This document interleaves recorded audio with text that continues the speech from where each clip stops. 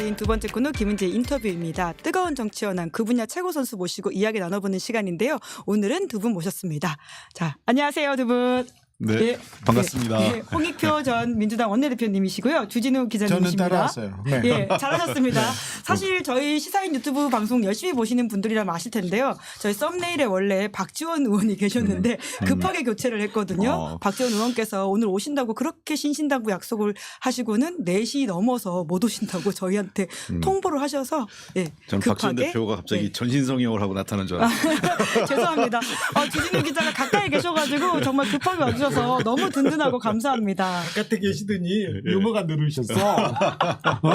두 분 이렇게 방송을 하신 거는 처음이지만 그래도 구면이시잖아요. 아니, 그 아니, 뭐, 방송을 그 주진우 기자 옛날에 그 진행했었잖아요. 예, KBS 그러시죠. 주진우 라이브 예, 진행했습니다. 그때 한 몇 번 출연했잖아요. 네네. 예. 원내대표 하시면서 많이 출연하셨던 것으로 네네. 기억합니다. 네. 그리고 제가 이명박 각하 추격할 때 그때 저수지. 네, 네. 굉장히 아. 큰 도움을 많이 주셨어요. 오. 그때도 그 바깥에서는 안 보이지만 밑에서 엄청난 그 노력을 많이 하셔가지고 네. 뭐 그때 많이 했었죠. 콜라보를. 네. 오늘도 지금 전국이 2016년이 생각나게 하는 들썩들썩하는 뉴스들이 나오고 있거든요. 그래서 그때도 맹활약하셨어요. 그러니까요. 네. 제가 근데 기억을 하죠. 홍익표 선배님은 항상 자기 자랑을 잘 못해. 좀 대신해드려야 되나요? 아니요. 하는 거에 대해서 하는 일에 비해서 원내대표 때도 그렇고 그 전에도 또 정책이면 정책 그리고 그 뭐지 사실 여당하고도 잘 싸우거든요. 오. 싸움으로 말고 이렇게 그 뭐지 정책으로 잘 싸우는데 그 얘기를 잘 못해. 그래서 항상 그 얘기를 했어. 그 좀 자랑을 해야 된다. 박지원 대표님은 뭐 하나 하면 다 자기가 했다고 하고 명태균 씨는 하나 하면 100개 했다고 할 수도 있는데 그분은 또 진짜 하긴 했어요. 그런데 그걸 좀 비하인드 스토리 하나 얘기하면 오. 박근혜 탄핵과 관련돼서 그때 우리 방에서 매우 중대한 걸 했어요. 결정적인 거. 그 발표를 하셨다고요? 근데 우리 폭로. 이름을 안 했죠. 내가 우리 이름 쓰지 말라 그랬어요. 왜요? 그게 뭐였냐면 박근혜 대통령 파마하고 그 시간 비운 거 있잖아요. 그 7시간이 도통 뭐였냐. 예. 많은 머리 사람들이 손질에 대한 궁금했었는데. 그 원장님이 누구였는지를 우리가 제일 먼저 알아가지고 그 인터뷰를 했고 그 내용을 한겨레 전달을 했죠. 주진우 기자한테 전달하셨었어야죠. 네, 그때 그래서 그게 문제라니까. 거기까지는 잘해요. 그래서 이제 일단. 조건이 그 당시에 우리 방을 쓰지 않는 조건을 줬어요. 왜 그러셨어요? 내가 그렇게 폭로하고 이런 걸 별로 좋아하진 않아요. 저는. 기본적으로. 오. 네, 그래서 뭔가 이렇게 그런 거는 저는 좋아해요. 정말 좋아해. 네. 하지만 중요한 맥을 짚어가지고는 전국을 여기까지 끌고 오는 데는 또 홍익표 전 원내대표님이 굉장히 큰 역할을 하셨었고 네. 오늘 주진우 기자가 또 폭로하시는 내용의 깊이와 의미를 또 설명해 주시면 예. 굉장히 좋은 조합이랄 거란 생각이 들긴 합니다. 먼저 오늘 법사위가 뜨겁잖아요. 그래서 박지원 의원도 못 오시게 된 건데 내가 법사위원이라면 강혜경 씨한테 이걸 좀 물어봤을 것 같다. 두 분 각각 좀 말씀을 해 주신다면 뭐가 있을까요? 어땠을 것 같아요? 저요? 먼저, 예. 네, 명태균 씨와 계속 접촉하고 계시니까 주진우 기자는 정말 궁금한 게 많지 않나요? 왜 나한테 물어봐. 어려운 건 의원님한테 먼저 해야지. 하면 내가 보완할게요. 그래요? 예, 먼저 한번 제일 요즘 그러니까, 정보가 많잖아요. 나도 궁금해요. 뭐가 제일 핵심입니까? 진짜 너무 단독 보도가 많이 쏟아지는데 사실 주진우 라이브에서 이미 2주 전에 다 한 내용들이잖아요. 그런데요. 명태균 씨가 그동안 일했던 내용들에 대해서 좀 하나씩 좀 찬찬히 물어봤으면 좋겠어요. 녹취록이 있냐 없냐, 뭘 녹음해서 가지고 있느냐 없느냐를 떠나서 명태균 씨가 창원 마산에서 정치나 그다음 뭐 행정을 돕던 사람은 맞아요. 그리고 여론조사도 하고 여론조사 업체도 운영하고 언론사도 운영하고 그런데 이분이 지난 대선을 계기로 서울로 올라오렵니다. 올라오면서 김종인 위원장과도 가깝게 지내고 이준석 대표하고도 가깝게 지내고 무엇보다도 대선 때 윤석열 대통령 부부와 가깝게 지내면서 어떤 역할을 했었는지 그때마다 있었던 일에 대해서 좀 찬찬히 좀 정리하고 가는 게 가장 좋은 오늘의 그 의미로 볼 수 있는데 너 녹취록 있어? 오빠 녹취록 있어? 계속 그렇게만 따져가면 이 청문회 본질로 가지 못하고 뒤에서 명태균 씨 그다음에 김건희 여사만 웃게 되는 그런 국감이 될 수도 있습니다. 이번 국감에서 글쎄요 아마 큰 관방이 나오기 쉽지 않을 거예요. 왜 그러냐면 의원들이 이 문제를 준비를 못했어요. 국감 시작 이후에 이 문제가 본격화된 거 아니에요. 명태균 씨 이슈가. 그 전에 그냥 조금 나오다가 본격화된 거는 국감 그 전후한 시점이기 때문에 보통 의원들이 국감 준비를 빠르면 7월 늦어도 8월 초순부터 시작하거든요. 그러다 보니까 자기들이 각자 준비한 컨텐츠가 있어서 명태균 씨 관련된 내용은 미처 아마 제대로 된 준비가 안 돼 있을 거예요. 그래서 저는 오늘 법사위에서는 그 굉장히 주진우 기자가 좋은 얘기를 해준 건데 오늘 뭔가 다 터뜨리려는 거 하는 것보다는 빌드업을 하는 게 더 좋아요. 그래서 11월 달에 국감이 끝나고 나면 11월 달에 예산이기 때문에 예산은 예결위에서 주로 다뤄지는 거고 그때 청문회를 해야 돼요. 11월 되면 더 큰 게 터질 거다 이렇게 말씀하신 거 저도 인터뷰에서 봤는데 그러니까 명태균 청문회를 그때 해야 되는 겁니다. 명태균 청문회를 단독으로 따로 그렇죠. 해야 된다. 그때 하려면 지금 뭔가 강혜경 씨한테 사실관계 확인하고 배경과 맥락에 대한 그것들을 좀 확인해야 될 게 있어요. 그러니까 어떻게 그 명태균 씨가 김종인 대표하고 연결이 됐는지 그리고 어떻게 이후에 김종인 씨는 어떤 역할을 했고 또 이 김건희 여사나 윤석열 대통령하고 명태균 씨가 연결되는 과정은 어땠는 건지 그리고 그 이후에 대선 과정에서 미래한국연구소죠. 네. 거기가 했던 역할들은 뭐고 특히 자금 회전은 어떻게 이루어졌는지 지금 관계가 핵심적인 거예요. 첫 번째는 미래한국연구소가 누구 소유일 거냐. 네. 명태균 씨는 자기 거 아니라고 그러죠. 그렇죠. 근데 그게 이제 그거는 돈의 흐름을 조사하면 분명히 나옵니다. 그리고 두 번째 중요한 게 P&R과 미래한국연구소의 관계예요. 도대체 누가 돈을 냈고 어떤 역할을 했는지 그리고 일부 여론조사가 마사지가 됐다면 P&R은 알고 있었는지 몰랐었는지 이런 문제. 그리고 그 P&R의 여론조사 결과가 특정 언론에 실렸잖아요. 계속. 네. 그래서 그 관계에서 언론사는 어느 정도 개입한 건지 이 관계를 좀 다 봐야 돼요. 거의 지금 법사위원들이 지금 짚어주시는 거 메모해야 될 것 같다라는 생각이 드는데요. 네. 그러니까 명태균 씨 만나가지고 일정 부분은 또 주진우 기자가 물어보기도 했던 부분 아닙니까? 제가 지금 다 데이터베이스 다 쌓아놨어요. 좀 가만히 보고 있어요. 네, 진행 사항을. 네. 몇 가지 스포해주고 가십시오. 저한테 물어봤으면 좀 국감 준비 쉽게 했을 텐데 그런 생각은 하고. 법사위원님들 연락하십시오. 제가 계속해서 명태균 씨하고 얘기하면서 좀 맥락이 좀 바뀌는 부분이나 흐름이 바뀌는 부분에 대해서 보고 있습니다. 근데 매우 중요한 역할을 하신 분은 맞습니다. 대선 당시에요? 대선 당시에도 그리고 명태균 씨가 대선 그리고 재보궐선거 그 이후에도 큰 영향을 미쳤던 사람이 맞기 때문에 그분이 또 내가 이렇게 했다고 얘기하고 있기 때문에 이 문제를 지금 규명을 해야 되는데 차근차근 해야 되는 거지 오늘 한 방으로 오늘 어떤 녹취로 오빠로 끝내겠다 이렇게 생각하지 않고 좀 준비를 했으면 좋겠습니다. 네. 강혜경 씨는 오늘 이제 법사위에 나와서 했던 이야기를 좀 정리해 보자면 명태균 씨와 김건희 여사의 통화를 직접 본 건 없지만 체리따봉 메시지는 봤다 이렇게 이야기를 하고 있고요. 그리고 명태균 씨가 김건희 여사 육성 녹취록을 가지고 있다. 스피커폰 여러 번 들려줬다. 뿐만 아니라 명태균 씨와 거래한 25인의 명단을 오늘 중 따로 제출하겠다. 라고도 이야기했고요. 그리고 김 여사와 명태균 씨는 무속으로 공감대를 가지고 있다라는 취지의 발언도 했다고 합니다. 근데 이제 안타까운 건 법정에서 전원은 증거가 안 돼요. 전해들은 말, 직접 전원은 들은 이야기. 당사자가 예를 들면 통화 당사자는 모르겠는데 통화 당사자 옆에 있는 예를 들면 내가 누구랑 통화하는 거를 주진우 기자 옆에서 들었다고 해서 그렇게 하더라라고 하는 것은 이게 직접적인 증거가 되지 않는다는 게 문제예요. 전원 증거는 힘이 좀 약하다. 그렇죠. 증거가 채택이 안 돼요. 법정에서는. 그다음에 두 번째 문제는 어쨌든 지금 이 녹취록 이런 게 뚜렷한 거는 지금 없는 것처럼 얘기가 지금 또 흘러나와요. 뭐 어떻게 되는지 모르겠어요. 강혜경 씨가 갖고 있는데 안 내놓는 건지 아니면 진짜 없는 건지. 그래서 지금 이 문제를 정치권이 수사기관이 아니기 때문에 이걸 하나하나를 팩트체크로 들어가면 도리어 큰 그림을 못 봐요. 그래서 제가 전체 맥락과 배경을 좀 확인하고 빌드업하는 과정이 중요하다라고 하는 게 그런 겁니다. 그래서 그런 거를 쭉 모아가면서 그러면 사건이라는 게 흐름이 있거든요. 그 흐름이 국민들 입장에선 납득이 될 때 이건 어차피 정치권에서 다룰 때에는 법적인 법적인 것도 중요하긴 하지만 결국은 정치적인 맥락에서 이 사건을 국민들이 납득시키는 게 중요하거든요.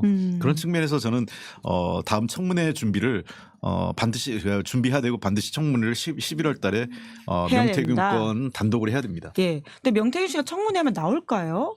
청문회 한다고 나오지는 않을 것 같은데 예. 아까 오빠 발언을 얘기하셔가지고 저기도 한마디 덧붙이자면 오빠 관련된 문자를 이렇게 공개했지 않습니까? 그 카톡 문자 말씀하시는 네, 거죠? 카톡 문자를 예. 철없이 떠드는 우리 오빠. 그 얘기했던데 그 철없는 오빠 그리고 이준석 대표 얘기가 있어서 이준석 대표가 즉각 부인했고 부인하고 이 오빠가 윤석열 대통령이 맞다는 취지로 명태균 씨도 말을 했었죠. 그러다가 대통령실에서 이 오빠는 친오빠 김진우 씨를 말한다고 부인했는데 그 다음 날 명태균 씨의 발언이 좀 바뀝니다. 친오빠가 맞다고. 네. 갑자기 바뀝니다. 근데 주 기자랑 또 연락할 때는 강남 스타일의 그 오빠밖에 모른다고 이야기하지 않았나요? 아니요. 그러면서도 그때는 그건 농담이었지만 오빠는 그 대통령이 맞다고 얘기했다가 그 다음에 이제 말이 바뀝니다. 예. 바뀌는데 바뀌고 나서 이제 명태균 씨가 큰 얘기는 더 안 하고 있습니다. 뭐 녹취를 공개한다던가 문자를 공개하지는 않고 있어요. 이 상태에서 지금 강혜경 씨가 나온 상황이지 않았습니까? 그래서 오늘 이후에 그 상황을 계속 봐야 되겠지만 명태균 씨가 강혜경 씨가 결정적인 증거를 가지고 있지 않다면 명태균 씨와 그리고 대통령실이 바라는 대로 이 사안이 좀 잠잠해질 수 있어요. 네, 국면이 넘어갈 수도 있어요. 네. 그래서 그 부분보다는 이 사건의 실체 처음부터 좀 짚어야 된다고 얘기하셨는데 본질적으로 가장 중요한 부분이 공천에 개입했는지 선거에 개입했는지 그리고 여론 조작으로 이 선거에 개입하면서 영향력을 행사했는지 이 부분에 대해서는 법적으로 좀 문제가 될 거여서 다른 걸 떠나서 그 부분 있지 않습니까? 그 김건희 여사의 공천 개입 그다음에 그 여론조사 그리고 언론사를 함께 이렇게 운영하면서 기사를 쓰게 하면서 각종 선거에 어떻게 개입했는지 내가 이 선거도 어떻게 판을 짰다고 했는데 이 부분에 대해서는 정말 판만 짠 건지 선거 이 정치 선거 특별히 선거에 개입하면서 불법은 없었는지 이 부분을 좀 정확하게 짚고 넘어가야 되는데 오늘 그 분수령이 될 건데 결국 본질은 선거 개입과 이 선거에 영향을 미쳤는지 불법적으로 영향을 미쳤는지 여기에 이제 그 중점을 두고 국회의원들도 그리고 국민들도 쳐다봐야 된다고 생각합니다. 두 분이 워낙 그 부분 많이 강조해 주셨는데 근데 그 전에 하나 궁금한 거는 명태균 씨는 왜 이렇게 자꾸 말을 바꾼다고 보세요? 주진우 기자가 보기에는. 말을 바꾼다. 말이 많습니다. 말이 많아서 바꾸는 것처럼 보이는 건가요? 네, 말이 많고요. 앞에서 바꾸기는 하는데 명태균 씨가 말을 많이 바꾼다고 하지만 대통령실보다는 덜 바꾸는 것 같아요. 명태균 씨가 허풍이 많다고 하는데 대통령실보다는 더 신뢰가 가는 말을 하고 있는 것 같아서 지금 이게 크게 문제가 되는 겁니다. 예, 명태균 씨와 대통령실의 대결인 건가요? 뭐 그럴 수 있죠. 그것도 그렇고 제가 여러 차례 어떤 방송 인터뷰나 이런 언론에서 말씀했지만 명태균 입장에서는 기본적으로 용산하고 딜을 하는 것 같아요. 딜, 예. 아마 오늘 강혜경 씨가 특별한 녹취록이 없다라는 게 확인되면 그 흐름 자체는 더 명태균 씨가 훨씬 더 패를 더 많이 주게 된 거죠. 네. 그러니까 명태균 씨의 패가 더 커진 거죠. 그러니까 제3자가 가진 게 없다면. 그럼 이제 용산과 명태균 간의 딜이 훨씬 더 본격화될 가능성이 있습니다. 그 명태균의 입을 막아야 될 거 아니겠어요? 그리고 명태균은 이번에 제기된 몇 가지 법적인 문제에 대해서 자기가 좀 깔끔하게 넘어가기를 원할 거고 그 등등에 대해서 그러니까 지금 보면 이 명태균 씨가 말을 바꾼다라는 것도 하나 있을 텐데 끊임없이 상황에 따라 수위 조절하고 있는 거 아닌가 싶어요. 네. 그래서 그거를 보고 이제 용산 쪽에 계속 용산과 여권에 신호를 보내는 거죠. 내가 뭐를 가지고 있다. 그러니까 특히 보면 명태균 씨가 행태를 보면 자기가 무슨 말을 했는데 그걸 부인하거나 자기를 비하하는 듯한 얘기를 한 사람 거는 반드시 또 올려가지고 또 응징하잖아요. 네, 아니, 그러다 보니까 오늘 강혜경 씨의 변호인인 노영희 변호사 말에 따르면 그분이 그 변호인을 그랬어요? 명태균 씨가 그랬어? 이제 강혜경 씨에 대해서 국민의힘이 위증죄로 고발하지 않으면 본인이 또 공적 대화를 깔 거라는 식으로 기자들한테 말을 했다는 거예요. 말은 그렇게 계속 하고 있죠. 그러니까 계속 그 강혜경 씨를 위증죄로 국민의힘이 고소해야 된다라는 식의 일종의 사주로까지 한다. 만약에 이 말이 맞다면 굉장히 상황이 복잡해지는 것 같아요. 그렇게 했으면 좋겠다. 그렇게 했으면 좋겠는데 잘 모르겠네요. 그래. 네. 좀 전에 없던 인물이에요. 전에 없던 상황이고요. 이게 참 너무 비상식적이라. 네. 최순실에 비하면 어떻습니까? 겪으셨잖아요. 지금은 개명해서 최서원 씨인데.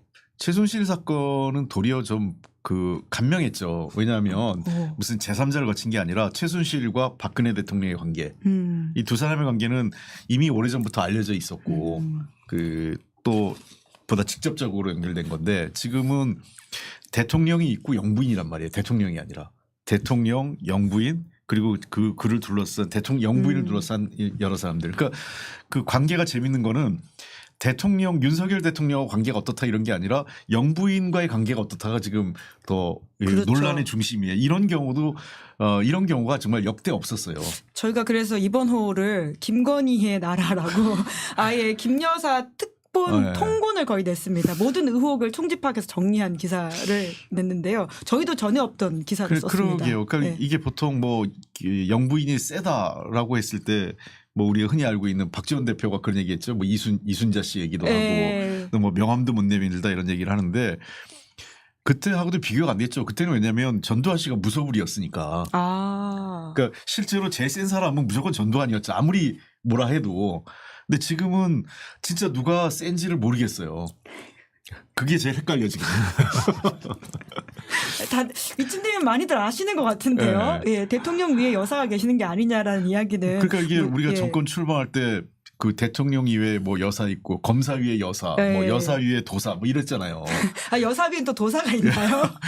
지금 좀 바뀌어가지고 도사 위에 박사, 명박사 있고요. 그 위에 지금 여사님 있다 이렇게 나오지. 지금 순위가 지금 치열하네요. 네. 도사, 도사님이 박사, 지금 여사. 도사님이 지금 밀렸어 이제. 요즘 도사가 안 보이죠. 네, 천공이 지금 밀려가지고요. 좀 소외감 느끼고 있습니다. 네. 그런데 이제 여당에서는 김 여사 공천 개입하는 증거가 안 나왔고 뭐 이렇게 대선 때 조언하는 정도 가지고 이렇게 과장하면 안 된다 이렇게 계속 디펜스를 하고 있거든요. 어떻게 보십니까?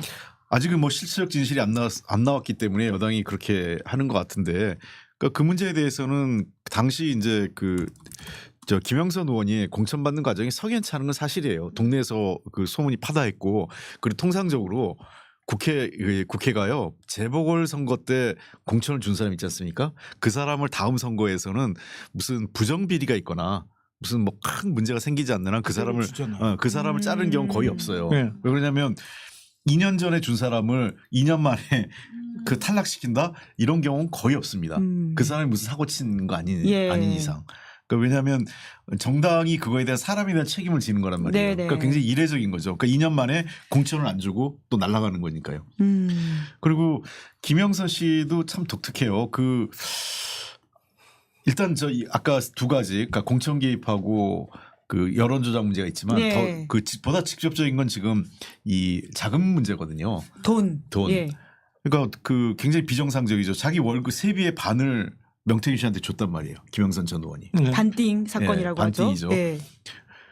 그리고 뭐 예를 들면 빚을 빌린 돈을 갚았다 하는데 빌린 돈을 그렇게 갚지 않죠.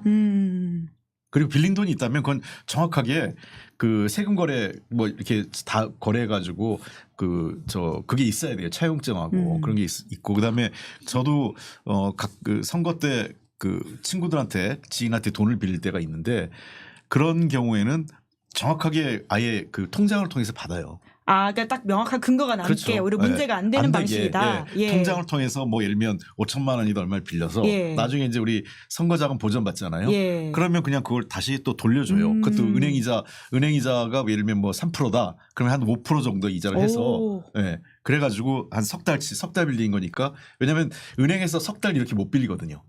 그러다 보니까 단기 이자로 이렇게 더 많이 쳐서 돌려준다. 그래서 그대로 통장으로 해가지고 다시 돌려줘요. 왜냐하면 받은 흔적과 돌려주는 흔적이 분명히 있어야 되기 때문에 근데 이거는 일부러 빌린 돈이라면 그렇게 하는 게 더 맞죠, 정치인들이. 예. 근데 그렇지도 않고 세비 받은 거를 반을 떼서 거기다 그 사무실에 두고 가져가게 했다. 정말 이상하죠. 네. 재력감이다 또 김영선. 그리고 김영선 돈 많아요. 네. 아니 명태균 씨는 여기에 대한 입장이 도통 뭔가요? 그 주기자도 많이 물어봤을 거 돈을 아니에요. 빌려줬다고 합니다. 돈을 빌려줬다. 네, 돈을 예. 빌려주고 예. 돈을 받았다고 이렇게 얘기하는데 그 말은 자기도 좀 석연치 않게 생각하시는 네. 것 같아요. 근데 말이 안 되는데 자기는 돈을 빌려줬다고 계속 주장합니다. 아니, 근데 빌려주면 우리나라 지금 금융실명제가 있어서 빌려주면 빌려준 흔적이 있어야 돼. 아까 제가 얘기한 뭐 현찰을 그날 뭐 예를 들면 뭐 한 9천만 지금 1억쯤 되는 돈 아니에요? 그럼 1억이란 돈을 어디서 자기 현찰화해서 줬다든지. 근데 요즘은 1억 현찰화하기 힘듭니다. 그 금융기관에서 단돈 한 1,000만 원 이상만 거래돼도 금융기관이 다 보거든요. 이게 있을 수 없는 일들, 굉장히 비상식적인 일이 일어난 거죠. 그러니까 돈을 빌리기도 어렵고 그 돈을 또 그 흔적도 없이 주기도 어려운 상황이 됐어요. 금융실명제가. 그러니까 굉장히 이상한 지금 돈 거래가 나타난 거예요. 결국은 수사로 밝혀질 수밖에 없는 부분인 그렇습니다. 것 같고요. 이 문제가 지금 명태균 씨는 선명하게 김영선 의원과 강혜경 씨 간의 돈 거래에서 돈 문제가 지금 해결되지 않아서 괜히 나를 끌어들인다 이렇게 주장하거든요.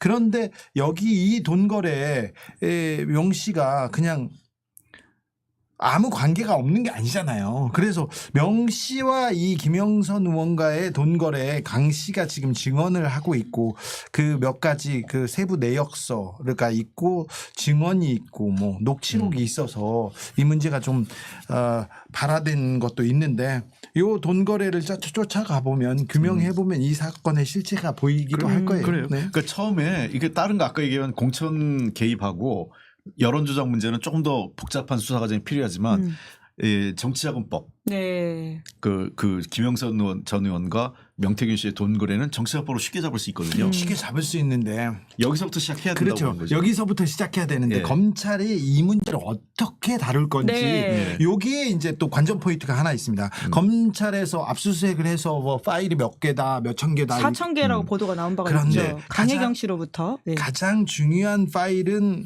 넘기지 않았다고 얘기하고요. 어떤 파일은 압수 일부러 보라고 줬다고 얘기합니다. 아 명태균 씨가요. 어디 갖다 묻어놨다고 저한테 어디까지 알려줬는데 묻어놨다고요? 네. 근데 제가 그걸 바라고 다닐 수는 없어서 지금 그런데 그런데 이 파일을 가지고 검찰에서 아까 돈 거래하고 파일을 가지고 그 내용을 이렇게 신속 규명하면 될 텐데 이제 또 검사들이 생각을 할 거예요. 네. 여기서 이제 시작합니다. 모든 수사는요. 네. 돈 거래부터 시작하면 제일 간편해요. 그게 그리고 지름길이고. 예. 공천 개입 왜냐하면 어떻게 정치 브로커나 이런 사람들 뭐겠어요. 다 뭘 기대하고 경제적 대가를 기대하기 때문에 하는 거죠. 무슨 애국심이 있어서 했겠어요. 무슨 보수의 승리가 나의 인생의 유일한 기쁨이 그런 것도 아닐 거 아니에요. 뭔가 그로 인해서 경제적 대가를 바라고 했을 거기 때문에 돈의 흐름을 중심으로 해서 사건을 확대해가는 게 제일 지름길이다. 사건의 진실을 찾아가는. 그래서 일단은 정치자금법은 선거법은 이 공소시효가 지났어요.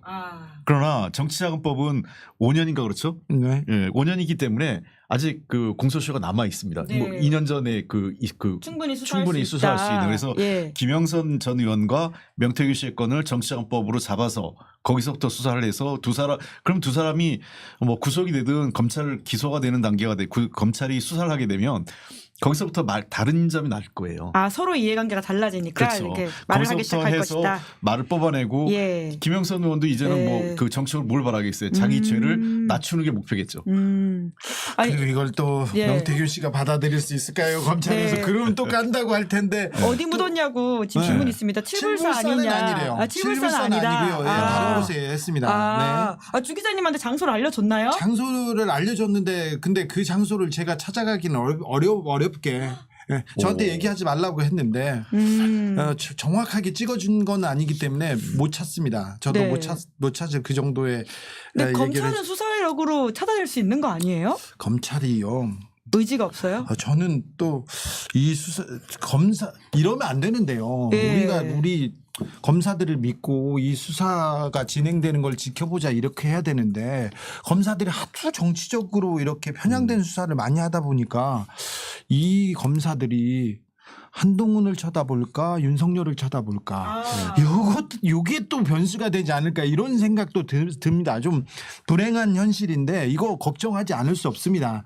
만약에 또 이 수사가 진행됐을 때 김영선과 명태균은 어떻게 반응할까 여기에서 변곡점이 생기는데 일단 기본적으로 돈 관계 그리고 이 그 관여 관계에 대해서는 빨리빨리 규명을 해내는 게 검찰의 지금 임무죠. 그렇죠.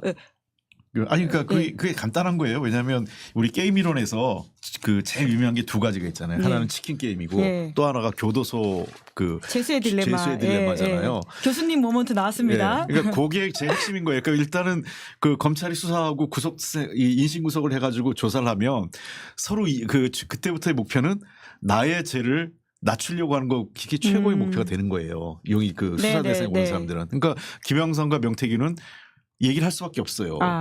둘 다 루즈루즈 게임이 될 것이다. 그렇죠. 지금은 둘 간에 그 뭐라고 해야 되나요? 상호 공감대도 있고요. 아직도 신뢰관계가 깨지지 않았는데 검찰 수사에 가면 누군가는 그렇죠. 누군가는 자기는 더 이상 안 되겠다. 살기 위해서 서로 얘기를 하게 돼 있습니다. 네. 그러니까 검찰이 계속 수사를 못 하고 있고 못 믿겠다는 여론이 크니까 특검 가야 된다라는 목소리가 높은데요. 또 특검은 또 그 윤석열 대통령의 거부권 벽을 넘어야 되지 않습니까? 가능할 거라고 보세요? 이번에는 좀 다르지 않을까요? 그래서 일단 청문회가 전 중요하다고 생각해요. 계속 이제 11월 청문회. 청문회를 해서 국민적 그 관심이나 의혹이 커져야 돼요. 오늘 박지원 의원 만나면 하실 말씀 이거셨군요. 11월 청문회를 추진해라. 그렇죠. 왜냐하면 청문회는 국회가 다수 의석을 갖고 단독을 할 수 있잖아요. 그리고 청문회에서 동행명령권 하면 돼요. 강제로 끌어올 수 있게. 네네. 그래서 최대한 그럼에도 안 나오고 하면 검찰 수사를 촉구할 수 있고 특검의 필요성을 강조할 수 있는 거죠. 그렇기 때문에 또 그리고 그 전에 검찰이 구속해주면 더 고맙죠. 검찰이 보통 이 정도의 사안인데 검찰이 속도가 너무 더딘 것도 좀 그렇습니다. 그렇죠. 원래 빛의 속도로 이 정도면 대통령실도 고소고발을 하고 왜냐하면 이거는 대통령의 명예와 관련된 거 아니겠어요? 그렇죠. 영부인하고. 근데 뭐 아무 말도 하지 않는 지금 상황이 돼 있는 거죠.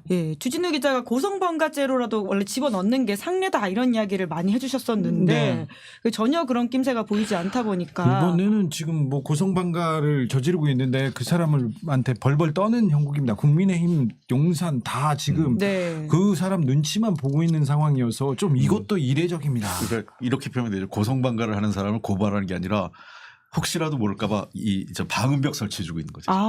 방음벽까지 설치해주고 있다. 그러니까 이제 이 사람 얘기를 노래를 다른 사람이 못 듣게.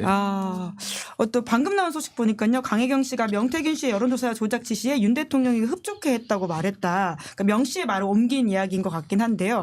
굉장히 대통령의 어떤 정통성, 그 대통령 당선의 정통성에 많은 해로운 영향을 끼치는 발언들이 계속 좀 나오고 있긴 하네요. 여조가 만약에 조작됐다고 한다면 대통령 당선조차도 문제가 있다 이런 이야기 나올 수도 있는 거 아닙니까? 이게 지금 선거 공소시효는 지났어요. 아까도 얘기했지만 애석하게도 그러니까 이제 정치적으로만 이제 문제가 될 수 있는데 단 하나 방법은 하나 있어요. 그러니까 명태균 씨하고 만약에 이제 그 언론에 공표된 내용이 어떻게 됐는지인데 그 내용이 손을 봤다면 언론사 업무의 업무방해죄는 성립이 돼요. 그건 아직 공소시효 남아 있어요. 그렇기 때문에 충분히 법적으로 조사하려면 의지만 있다면 검찰이 의지만 있으면 할 수 있고 그래서 제가 검찰이 안 하면 청문회 거쳐서 특검으로 해가지고 명태균 씨 관련된 조사를 할 수 있고 일단 명태균 씨가 뭐 아까 얘기한 정치자금법이라든지 또는 이런 업무방해 등으로 인해서 일단 구속 기소된 상태가 되면 여러 가지로 본인의 심경도 복잡해질 거예요. 지금 명태균 씨의 심경은 좀 어떤 상황이세요? 주 기자님은 이렇게 취재 때문에 명태균 씨와 자주 연락하고 계시지 않습니까? 전화 받아주는 기자가 많지 않아요. 해피하고 있어요. 가끔은 불안하기도 했지만 거의 이제 불안은 좀 사라진 것 같고요. 여유가 있었습니다. 오늘 지금 청문회 전까지도 강혜경 뭐 녹취도 없을 텐데 그리고 강혜경이 하는 거짓말 다 위증죄로 고소할 테니까 좀 지켜봐라 이렇게 얘기하는데 대단한 자신감을 갖고 있습니다. 자신감을 가지고 있다고요? 네. 여기저기 기자들과 메시지가 좀 통일 안 되면서 이야기하는 거는 아까도 제가 여쭤보긴 했지만 그분은 뭐 지금 어떤 쪽으로는 지금 이 스포트라이트를 즐기고 있는 것 같아요. 네, 자기는 뭐 경상도의 조그만 동네에서 있었던 사람인데 전국적인 지지도 그리고 자기 말이 하나씩 둘씩 맞다고 이렇게 결론날 때마다 굉장히 봐요. 내 말이 맞지 않습니까? 얘기하고 있는데 그러면서 지금 계속해서 자기의 영향권을 키우기까지는 했습니다. 지금은 잠시 소강 상태인데 아무튼 명태균 씨의 말을 보지 말고 명태균 씨의 말을 봐주 강혜경 씨의 녹취록을 보지 마시고 이 사건의 본질로 다시 돌아가야 된다고 생각합니다. 네. 그래서 명태균이라는 사람이 그 대선과 이 선거에 어떤 영향을 미쳤는지 여론조사를 조작해서 선거에 개입했다면 이거는 민주주의에 큰 위협이기 때문에 이 문제도 좀 따져봐야 됩니다. 어쨌거나 비선한테 지금 비선이죠. 비선이 아니고 공천 라인도 아닌 사람한테 공인도 아닌 사람한테 공천을 막 해달라고 막 뭐 지금 얼르고 달래고 막 하지 않습니까? 협박하기도 하고 그래서 안 되니까 칠불사 가가지고 공천 기자회견 하겠다고 모이라고 하니까 다 막 대표가 가서 모이고 뭐 국회의원이 가서 모이고 새벽에 삽질하고 이게 무슨 일인지 단일화할 때도 이게 이 명태균이 모이라고 하면 또 다 모이고 김종인 위원장 다 얘기하고 새벽마다 전화하시고 그럼 다 이게 어떤 일인지 좀 이 진실을 규명해서 비선이 정치에 이렇게 개입하고 공천에 개입해서 선거에 개입해서 민주주의를 유린하는 이런 일은 없도록 만들어야죠. 그 재밌는 거는 여권 인사들의 반응이에요. 여권 인사들이 첫 번째 반응은 그 소설 제목처럼 그리고 아무 말도 하지 않았다. 이제 말을 안 해요. 대부분이. 네. 왜냐하면 처음에 일부 말했던 사람들이 뭐 안철수 의원이나 이런 사람들이 바로 찍혔잖아요. 네. 그러니까 안철수 의원은 그걸 아무 얘기 안 하잖아요. 네. 그래서 그리고 아무 말도 하지 않는다가 이게 첫 번째 반응. 그리고 두 번째 이 사람 말이 계속 커지고 자기 연루된 게 나오니까 그다음부터는 이제 이 비난하거나 이 사기꾼 뭐 이런 식으로 했다가 명태균 씨가 강력하게 반응하니까 그다음부터 다 꼬리를 내려요. 그다음부터는 그래서 명태균 씨가 그렇게 나쁜 사람 아니다. 그래도 나름 뭐 그 전략적인 사람이다. 네. 기획가다 이런 식으로 또 말을 바꿔요. 네. 그러니까 뭐 그러니까 강도 높은 비판을 하지 않습니다. 예. 그리고 될 수 있으면 그 가장 많은 반응은 하여간 어쨌든 엮이지 않으려고 그래요. 엮이지 않으려고 한다. 그러니까 뭐 명태균 씨가 내가 뭐 예를 들면 서울시장도 만들었다, 뭐 내가 뭐 그 경남도지사도 만들었다 이렇게 해가지고 기자들이 물어보면 만난 적은 있는데 뭐 그렇게 그냥 얘기 들었고 그런 거예요. 이런 정도로 이렇게 가볍게 넘어가려고 그래요. 그러니까 비난하지도 그렇죠. 않고 고수장을 써놨다고 서울시장이 얘기하지만 제출하진 않아요. 네. 그럼 명태균 제출하이소 얘기하는데도 못해요. 그러니까 사실관계를 아예 부정하지도 않고 그렇다고 뭐 강력하게 무슨 고소고발 대응하지도 않아요. 그냥 뭐 그런 얘기 많은 거죠 하고 그냥 넘어가려고 그래요. 될 수 있으면 명태균 씨하고 엮이지 않는다는 기조로 지금 가는 겁니다. 그러니까 몇몇 사람들은 또 그 방송에 나와서 좀 세게 비난했다가 다 지금 관리 모드로 들어가잖아요. 김재원 최고위원이라든지 그 졸제 그 마당에 묶인 게 신세가 됐는데 근데 어쨌든 이게 뭐 그런 얘기를 듣고도 이거 건드리지 말자. 희한한 일이 벌어지고 있어요. 여권에서. 보수정치인들 반론 좀 받지 않으셨어요? 받았죠. 다 받았는데 말을 잘 못하더라고요. 그럼 다 진짜 뭔가 있어 보이는 상황인 건가요? 네. 굉장히 명태균 씨한테 도움을 받거나 함께 하거나 굉장히 깊은 관계였던 거는 분명한 것 같습니다. 네. 그리고 또 하나인 거는요. 명태균 씨가 뭘 갖고 있는지를 아무도 모르는 거예요. 그러니까 명태균 씨가 자기 핸드폰 6개월마다 바꿨다 그러잖아요. 한번 그런 얘기를 한 적이 있어요. 네. 6개월마다 바꿨다는 거는 핸드폰을 뭐 많이 쓰고 하면 핸드폰이 좀 빨리 이제 노후화되는 그렇게 돼서 바꾸는 경우도 있지만 두 번째 가능성은 제가 보기에는 이 용량의 한계일 가능성이 있어요. 너무 많이 해서 동영상, 녹취 파일, 뭐 사진, 뭐 이런 것들을 너무 많이 가지고 있으면 용량이 꽉 차니까 다음 걸로 또 바꿔야 되고 그래서 그런 사람들의 특징은 절대로 그 핸드폰 버리지 않습니다. 그러니까 예를 들면 사채업자들 장부모처럼 그걸 가지고 있을 거예요. 근데 그렇기 때문에 많은 대화를 하고 전화한 사람들은 이제는 뭐냐면 명태균 씨를 보니까 자기하고 대화 내용도 거의 99.9% 녹음돼 있을 거다. 이렇게 판단할 거예요. 그리고 어떤 것도 가지고 있을 거고. 그러니까 말을 못 하는 거죠. 도대체 내가 무슨 얘기를 했는지도 모르고. 아, 기억이 오히려 안 나니까. 안 나니까요. 무섭다. 어떤 내용을 가지고 있는지 모르니까 여권 인사들이 다들 조심하는 거죠. 그러니까 아까 얘기했잖아요. 뭐 나는 뭐 명태를 알아도 명태균을 모른다 그랬다가 바로 사진이 나와버리고. 그리고 뭐 약간 뭐라고 하니까 그냥 7불사 사진 이런 것도 다 깐 거 아니겠어요? 심지어는 이제 여사와의 카톡까지도 공개한 그렇죠. 거잖아요. 여사 카톡도 까고 그래서 현재 보면은 대응을 못하는 가장 큰 이유 중에 하나는 명태균 씨가 도대체 뭐를 가지고 있는지를 잘 모르기 때문에 그런 거예요. 벌벌 떨고 있는 모습처럼 보이는데 에이프릴님께서 그 기자님 내일 주라이브도 기대한다고 이야기하시는데 하지 마세요.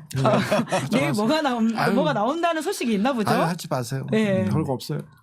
이렇게 지금 살짝 김을 빼고 뭔가 짠 터뜨리실 거라는 기대를 하면서 그래도 또 다른 현안을 이야기 안 할 수가 없을 것 같은데 저희가 명태균 씨 이야기를 하다 보니까 벌써 시간이 이만큼 갔는데 오늘 또 윤 대통령이 한동훈 대표와 그 면담 혹은 독대를 하는 상황인 건데 아직까지 결과 내용이 나오진 않았습니다. 어떤 얘기를 주고받았는지 나오진 않았는데 좀 어떻게 한동훈 대표가 행보할 거라고 보세요? 특히나 이제 원내대표 하셨으니까 홍익표 원대께서 한번 한 대표의 행보를 좀 가늠해 보신다면요. 한 대표도 참 지금 답답할 거예요 본인이. 뭘 하고 싶은 한데 할 수 있는 권한은 없고. 그러니까 대통령하고 이런 거죠. 저 관계가 지금 한두의 관계가 아니잖아요. 그러니까 윤석열 대통령과 한동훈 대표의 관계는 영원한 자기 직장 상사와 부하의 관계예요. 우리 통상적으로 이 어떤 관계가 형성되면요, 그 함부로 바뀌어지지 않습니다. 아무리 뭐 한동훈 대표가 내가 지금 당 대표인데 해도 물론 윤석열 대통령이고 영원한 나의 부하일 뿐이고 특히 윤석열 사단의 막내 검사급 되는 거죠. 막내 검사. 예. 그러니까 똘똘한 막내 검사 수준 정도였죠. 그럼 평생 한동훈 대표는 지금 윤 대통령을 넘어서는 정치를 하긴 어려울 그렇죠. 것이다. 예. 그리고 두 번째, 김건희 여사에게도 한동훈은 역시 그런 상황이고 김건희 여사가 한동훈 대표가 김건희 여사 함부로 하기 어렵다는 거예요. 그러니까 지금 얘기한 걸 보면 한동훈 대표가 몇 가지 조건을 얘기하잖아요. 활동 자제하고 인적 청산 해달라고 그러고 뭐 등등 한 3가지 얘기를 하는데 그 내용들을 보면 그것만 해주면 뭐 특검이고 이런 건 내가 막아줄게 이런 거거든요. 특검도 막아준다? 저는 그렇게 봐요. 그러니까 왜냐하면 이 정도 제가 보기에 특검을 하겠다가 아니라 특검을 할 거면 벌써 했죠. 근데 그런 가능성보다는 김건희 여사가 약간의 대국민 사과 정도 하고 활동 자제하고 하면 더 이상의 나머지 뭐 특검 공세 이런 거는 정쟁화해서 여당이 강력히 막아드리겠다 이런 정도 가능성이 제일 높지 않을까요? 저 의원님한테 질문해도 되겠습니까? 네. 한동훈은 정치적으로 아무것도 없던 사람이잖아요. 그런데 법무부 장관도 시켜주고 정치적으로 이제 당 대표도 시켜주고 여기까지 왔는데 와서 김건희 여사 문제로 그때 앙뚜아네트 발언 김경률 비대위원이 한 말이죠. 그때 이제 그걸 막아주지 않고 그때 국민의 뜻대로 국민의 눈높이 얘기하면서 둘 사이가 벌어졌다 이렇게 얘기가 나오고 있는데 지금 여기 또 김건희 여사 문제로 얘기 계속 가고 있는데 윤석열 김건희 인기가 없고 국민들이 모두 다 싫어. 모두는 아닙니다. 대다수의 지지를 받지 못하고 있으니까 내가 이용 따라가면 죽을 것 같아. 그래가지고 지금 차별화하는 거 아닌지. 그리고 이 문제가 사실 윤석열 대통령한테 김건희 여사 문제를 어떻게 하라는 거는요 절대 받아들이지 않는 명태균도 윤한테 계속 조언하고 가장 이렇게 가까웠을 때 여사님 얘기를 하니까 여사님 얘기는 나한테 하지 말라고 그거 얘기는 나도 못한다고 절대 못해. 그 얘기를 해요. 근데 요 문제를 가지고 이게 풀리겠나?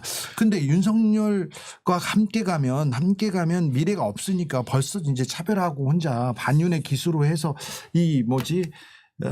박근혜 이명박 치기 작전으로 이렇게 대선 가도를 뛰는 거 아닌가 이런 생각이 드는데 어찌 보세요? 한동훈은 그러고 싶은 마음도 있죠. 지금 그런 거 아닌가요? 근데 그럴 마음도 있는데 그러니까 이런 거에 되게 이제 여권에서의 고민은 여당 대표의 고민은 그리고 2인자 정권의 2인자의 고민이죠. 그러니까 저는 그 한동훈 대표가 태생적 한계가 있어요. 그러니까 제가 제일 이해를 못하는 거는 선거 시기에 왜 윤석열 대통령의 여권이 한동훈을 비대위원장을 시켰지라는 거예요. 왜냐하면 그때 제가 그 몇 번 언론에서 그때 그 당시 했던 얘기 저는 안 될 줄 알았어요. 네. 왜 안 되냐면 윤석열 대통령이 한동훈을 그 비대위원장 시키는 순간 이건 무조건 레임덕이다. 왜냐하면 야권한테 지면 야당이 이겼으니까 레임덕이 될 거고. 네. 그다음에 한동훈 만약에 여당이 승리했다 하면 그럼 그건 한동훈의 덕이거든요. 그렇죠. 그러니까 한동훈이 완전히 날개를 달게 되는 건데 네. 결과는 이제 여권의 패배였죠. 그래서 사실은 대통령이 제일 불행한 것은 야당한테 비판받거나 공격받는 것보다 여권한테 버림받는 대통령이 제일 불행한 대통령이에요. 예. 그러니까 지금 현재 그 윤석열 대통령은 어쨌든 지금 여권을 강력하게 틀어주려고 하고 있고 여러 가지 그 변수가 있어요. 근데 한동훈 대표가 윤석열 대통령을 넘어서려고 하는데 가장 큰 벽은 뭐 같아요? 김건희 여사. 아닙니다. 시간입니다. 시간. 이거 들으면 우리 시청자분들이 지금 또 기겁을 할 텐데 아직 대통령이가 반도 안 지났어요. 그렇죠. 그러니까 대통령이 힘을 빠지려면 제가 자꾸 그래서 그 내년 상반기까지는 여권에서 뭔가 그 어떤 반란을 기대하기가 쉽지 않다라고 하는 거는 대통령 임기가 너무 많이 남아 있다는 거예요. 예. 그래서 아마 여권의 반란이 본격화되기 시작하는 거는 빠르면 내년 하반기. 예. 그리고 그 더 하면 이제 지방선거 전후한 시점 이 정도가 이제 여권의 반란이 본격화될 텐데 한동훈 대표는 그 시점까지 살아남는 게 목표예요. 한 대표는 그때까지 그러면 남지 못할 수도 있다 이렇게 보시는 그렇죠. 거네요. 한동훈의 정치적 운명은 그러니까 당장 그 내년 4월에 그 보궐선거가 또 있을 텐데 보궐선거가 국회의원 선거나 요번은 굉장히 미니 선거였어요. 그리고 텃밭이었고 다. 근데 만약에 내년 보궐선거가 수도권이나 충청권 소위 스윙보터 지역에서 있고 이게 그 어떤 조금 더 국회의원을 포함한 조금 더 그 한 10석 정도 10개 정도의 그 아주 미니가 아니라 저 중급 규모의 그 보궐선거가 이루어져서 거기서 상당 부분 패하게 되면 저는 당대표직을 유지하기 어려울 거로 봐요. 그러면 한동훈 대표의 미래가 윤석열 대통령의 미래보다 더 어둡다 이렇게 보시는 거네요. 현재로서는 그런 거죠. 그래서 차별화해가지고 하려면 굉장히 어금니 게임으로 싸워야 되는데 그럴 때는 과연 몇 명이 따라와 줄까. 한동훈 대표가 제일 자신 없어 하는 거는 본인이 무슨 세력을 만든 사람이 아니잖아요. 옛날 그 김영삼 대통령이 2인자로 있으면서 노태우 대통령한테 반발한 적이 있었잖아요. 네. 그때 민주주의가 있었죠. 그렇죠. 그때 그 소위 풍찬노숙을 같이 한 생사를 고락을 같이 한 동지들이 있었잖아요. 네. 근데 지금 한동훈 대표 옆에는 그런 생사 고락을 같이 한 사람이 있을까요? 별로 없어요. 지금 단계에서는 대통령과 맞대해 가지고 이 탈당을 각오할 정도로 그 경우에는 여당을 탈당을 각오할 정도로 어금니 깨물고 싸울 수 있는 사람이 20명은 있어야 돼요. 한동훈 대표가. 그러니까 지난번 밥 먹는 자리에는 많이 나왔던데 20명 아직 안 됐다고 보십니까? 싸울 정도로는 안 된다. 그렇죠. 그냥 당대표가 부리면 다 모이죠. 그거 갖고 내 세력이라고 생각하면 안 되고. 근데 윤석열 대통령을 따라가면 나의 정치적 운명이 어떻게 될까 이렇게 고민하는 사람들이 많을 것 같은데요. 최근은. 근데 이런 거죠. 국민의힘이 조금 애매한 당이 된 게 지금 연달아 2번 이상 그 수도권에서 특히 3번째죠. 3번 가까이 수도권에서 대패했거든요. 네. 수도권이 저희가 거의 그 20대 선거부터 한 70석 이상을 가져오기 시작했어요. 네. 70몇 석, 그다음에 지금 80석이 넘게 가져오는데 그러다 보니까 수도권의 의원들은 대부분 전멸했어요. 네. 그러니까 이제 살아남은 의원들의 특징은 뭐냐? 하늘이 두 쪽 나도 국민의힘만 있으면 당선되는 지역이에요. 그렇죠. 예, 대구 경북 지역이나 주로 영남권이죠. 네. 부울경, 대구 경북 지역, 그다음에 수도권에서도 강남 3구 지역 이런 데지 않습니까? 여기는 도전하셨던데 지금도 위원장이십니다. 그러니까 하늘이 두 쪽 나도 자기들이 당선되는. 그러니까 도리어 거기는 거기 왜 가셔서 아니 진짜 그러니까 가지 말라고 그렇게. 더 문제는 국민의힘을 깨고 나오는 게 더 위험한 거예요. 남아있는 그 의원들의 특징은. 그러니까 그분들은 그냥 상황 봐서 되는데 붙겠다. 그렇죠. 지금 현재로서는 그 사람들의 목표는 가장 자기들의 이해관계에 맞는 거는 어쨌든 여건이 조용하고 그냥 대통령과 여당이 한 군데로 가는 게 제일 좋다고 보는 거예요. 아직까지는. 예. 자, 저희가 사진은 나왔다라고 하는데요. 윤 대통령과 이제 한동훈 대표 그리고 정진석 비서실장이 면담을 하고 있는 이제 공개된 사진입니다. 다 그러니까 벌 서는 것 같아. 표정이 왜 이렇게 안 좋아? 예. 싸우는 사람들인 것 같아. 대통령이 이제 한쪽 자리에 앉아 있고 한 대표와 비서실장의 얼굴은 잘 안 보이는 상황이긴 한데요. 윤 대통령 얼굴 안 좋잖아요. 너 네. 동훈아 너 왜 그래? 뭐 이런 식인 것 같아. 너 그럴 수가 있어 나한테? 이렇게. 그리고 윤 대통령 유명한 게 있잖아요. 그거는 그 여권 내에서 흘러나온 얘기잖아요. 그 검찰 때도 유명하고 1시간 회의하면 58분, 59분을 혼자 59분 얘기하신다고. 예. 과연 한동훈 대표가 말할 수 있는 기회가 있을까? 어떻게 보세요? 그러게요. 근데 그 얘기를 명태균 씨는 뭐라고 하냐? 내 얘기는 잘 듣던데 그러면서 그래요? 자기는 자기가 8, 90%를 얘기했대요. 명태균 씨와 윤 대통령이 만나면 네. 명태균 씨가 8, 90% 이야기한다고요? 내가 그럴 리가 없는데 내가 그랬더니 아니래요. 그럴 리가. 그러면 확실히 그 도사 위에는 계시는 게 맞네요. 그러니까 자기는 그 얘기를 하더라고요. 몰라서 그런다고. 예. 몰라서. 그리고 또 그 화제가 됐던 게 명태균 씨가 본인이 윤 대통령의 도리도리 컴플렉스를 고쳐줬다 이런 이야기를 사실은 주 기자가 만나서 먼저 한 거 아닙니까? 아니 저한테도 얘기했는데 뭘 고쳐줘요. 아직도 안 고쳤지. 그런데. 아니 정치적 리스크를 줄였다는 얘기죠. 그렇죠. 예. 그 얘기를. 쩍벌과 도리도리가 컴플렉스다 이런 이야기를 하지 않았습니까? 그 부분은 그러니까 자기는 어떻게 설명하냐면 도리도리 예. 이거 컴플렉스 갖지 마라. 또 예. 한쪽 부동시 때문에. 부동시 때문에 계속 이렇게 가는 건데 너에 대한 공격은 이건 장애에 비하기 때문에 그렇게 얘기하면 된다. 그러니까 예. 자신감을 가졌다 이렇게 얘기를 그렇죠. 하더라고요. 그리고 그 실제로 대응을 일부 언론사에 그렇게 했다는 거 예. 했다는 거 아니에요. 해서 제가 예. 그게 좀 놀라운 예. 거였어요. 명태균 씨가 진짜 그런 컨설팅의 능력이 있는 면이 있다. 발사체, 발광체, 별의 반사체. 순간도 본인이 만들어준 말이라는 주장을 하고 계시지 않습니까? 거의 다 자기가 했다고. 자기가 했다고 하는데. 그러니까 거기까지는 심지어 저는 연기만 잘해라. 그것도 김종인 위원장의 유명한 발언인데. 위원장이 한 얘기를 자기가 이제 얘기한 거는 기획 네. 그다음에 이 기획 김종인, 네. 연출 이준석, 그다음에 주연 배우 네. 후보 후보 윤석열 후보 이런 거기 때문에 그 얘기를 듣고 김종인 위원장이 연기나 잘해라 이렇게 얘기했다는 거 아니겠어요? 그래서 처음에 이렇게 그 얘기를 그런 지금 에피소드가 저한테도 많이 있거든요. 근데 이걸 다 어떻게 봐야 돼 이렇게 생각하고 있어요. 그런데 한두 가지씩 이렇게 맞아 들어가는 걸 보면 좀 놀랍기도 하고. 아직 공개 안 된 에피소드가 더 있나요? 나오겠죠 점점. 네, 주 기자님이 하나 풀어주고 가십시오. 네, 이제 곧 나오게 내일 저녁에 나와. 내일 저녁에 내일 저녁 예고하시는 것으로 하고 그러면 끝으로 아무리 우리가 이 국내 정세가 좀 너무나 혼잡스러워서 사실 국제 정세도 정말 좀 일촉즉발이라는 생각이 드는데요. 또 홍 의원님께서는 홍 대표님은 그쪽 전문가이시기도 하잖아요. 그 이야기로 좀 마무리했으면 좋겠는데 어떻게 보십니까? 이게 진짜 미국과 나토는 좀 신중한 모양새이긴 한데 러시아에 북한이 파병했다. 우리 정부 어떻게 좀 대응해야 된다고 보십니까?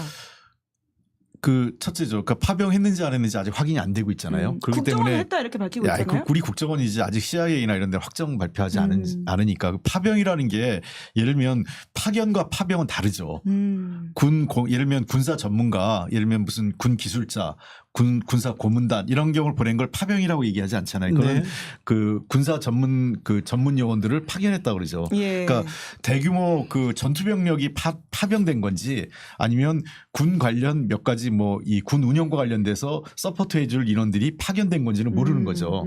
그 사실을 확인해야 되는 게 하나 있고. 자, 그래서 아직까지는 그 CIA 등등 그 서방의 나토나 미국의 정보기관은 굉장히 신중합니다. 근데 우리는 신중해야 돼. 우리가 더 신중해야 되는데 우리는 군사 요원을 파견한다고 하고 계속해서 강대강 왜 이렇게 긴장을 고조시키는지 모르겠어요. 쓰레기 똥봉투 하나도 못 먹는 애들이 자꾸 뭘 보내겠다고 하고 자꾸 전쟁하겠다고 하고 핵무장하겠다고 말만 하는데 여기 섣부르게 또 우리가 또 무기를 주거나 군사요원 파견하거나 그래서 이 긴장을 더 고조시키려고 하는 이 그렇죠. 그러니까 예를 들면 이런 거예요. 입장을 바꿔놓고 우리 입장에서 러시아군이 만약에 북한에 파병됐다면 이건 굉장히 심각한 문제죠. 근데 북한군이 그 우크라이나에 간 거는 우리가 좀 더 신중한 모드로 지켜볼 필요가 있어요. 괜히 여기다가 홧김에 우리가 우크라이나에다가 예를 들면 실탄 군사용 무기나 계속 그쪽에서 요구하는 게 그런 거지 않습니까? 주는 경우에는 도리어 러시아의 북한 지원, 그 군사적 지원을 정당화시키는 꼴이 돼요. 거꾸로. 도식화시켜주는. 그렇죠. 예. 네. 그러면 러시아는 우리의 적을 지원하기 때문에 북한을 당연히 지원하는 쪽으로 가게 되는 거예요. 이미 북러 군사조약에서 사실상 그 유사시에 그 러시아가 한반도에 개입할 수 지원할 수 있는 근거도 있는데 예. 우리는 그거를 막는 데 주력해야 되는 거지. 도리어 이제 당연하게 러시아가 그럼 생각을 해보고 만약에 한반도에서 그런 상황이 벌어졌을 때 러시아는 북한을 지원하는데 우크라이나가 우리를 지원하겠어요? 또 우크라이나가 지원하는 게 도움이 되겠어요? 러시아가 북한을 지원하는 게 도움이 되겠어요? 이거는 말이 안 되는 상황이기 때문에 이런 경우에 도리어 미국과 나토가 펄펄 뛰더라도 한국은 되게 차분하게 이 문제를 좀 지켜봐야 될 문제가 있는데 도리어 반대예요. 미국하고 미국이나 나토는 이 사실이 확정적으로 되기 전까지는 말에 신중합니다. 예. 안 그러면 나토로서는 그거를 확인하는 순간 그에 대한 대응을 하지 않을 수 없는 상황이 되잖아요. 그러면 진짜 제3차 대전 가능성도 배제할 수 없게 되는 거죠. 제3차 대전이요? 예, 그러니까 만약에 그거에 대해서 대응을 나토가 한다. 예. 지금까지 나토는 절제했잖아요. 예. 근데 나토가 아직까지는 우크라이나에 개입할 명분은 없어요. 왜냐하면 우크라이나가 나토에 가입을 원했지 가입된 게 아니잖아요. 네. 그런 상황이기 때문에 나토로서는 이 상황을 신중하게 지금 예. 지켜보고 있는 겁니다.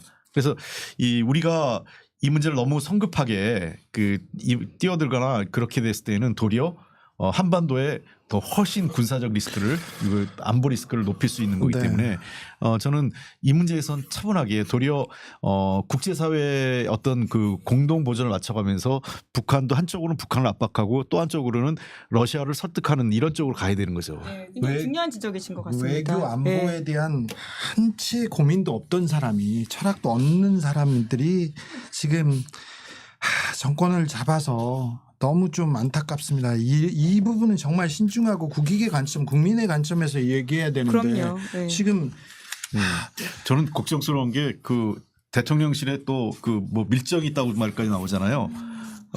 대통령실이 이걸 계기로 해서 자위대의 한국 파병을 거의 또 그 카드를 들고 나올까 좀 걱정도 돼요. 예. 관련해서는 한 번 더 모시고 좀 그 이슈로만 달려보면 좋겠다는 생각이 드는데요. 박지원 의원이 이제 굉장히 시청자 여러분과 저희 스태프들한테 죄송하다라고 하는 메시지를 페이스북에 올리시면서 지금 실시간으로 지금 굉장히 지금 법사위에 열정을 가하고 있다 국감에 이렇게 집중해 달라고 말씀하셨습니다. 하세요. 네. 네, 다시 한번 좀 저긴 다 죄송하다는 끝났다고요. 말씀을 네. 드리고요. 두 분 마무리 발언 좀 부탁드리겠습니다. 상황상 못하셨던 이야기 뭐든 좋고요. 내일 예고도 좋습니다. 네. 글쎄요, 하여간 한동훈 대표하고 윤석열 대통령 회담이 좀 제일 궁금한데 제 얘기가 틀렸으면 좋겠어요. 사실 틀려서 한동훈 대표가 할 말 다 하고 정 안 되면 대통령이 끝까지 대통령한테 김건희 여사 특검하고 해병대 장병 특검은 국민 여론상 불가피하다. 대통령실에서 양해해달라라고 당당하게 따지고 할 말 하고 왔으면 좋겠다라는 생각입니다. 네. 내가 틀렸으면 좋겠다. 저 이게 안타까운 말씀이시네요. 예, 주진우 기자님 말씀 부탁드립니다. 저는 별로 할 얘기 없어요. 내일 예고 짧게 해주십시오. 예고도 없어요. 예, 내일 몇 시에 모두 다 주목하면 되죠? 보지 마세요.